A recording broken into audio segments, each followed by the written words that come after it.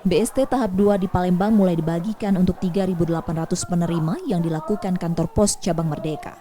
Pembagian BST dilakukan dengan sistem penjadwalan selama 30 hari agar tak terjadi kerumunan.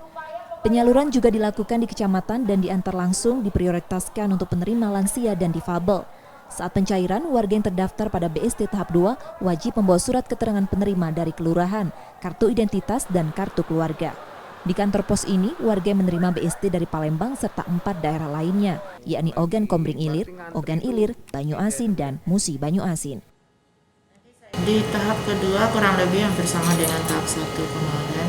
Untuk kota Palembang penerimanya itu 3.800 lah ya, atau 3.746. Untuk KPRK Palembang yang wilayah kerja kami, kalau total itu ada 36.000 yang terdiri dari Kota Palembang sendiri, kemudian Kabupaten Oki, Kabupaten OI, Kabupaten Musi Banyu Asin, dan Kabupaten Banyu Asin.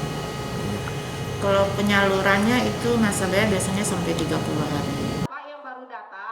BST 2021 akan diberikan pemerintah dalam 4 tahap sejak Januari hingga April mendatang. Masing-masing menerima uang tunai Rp300.000.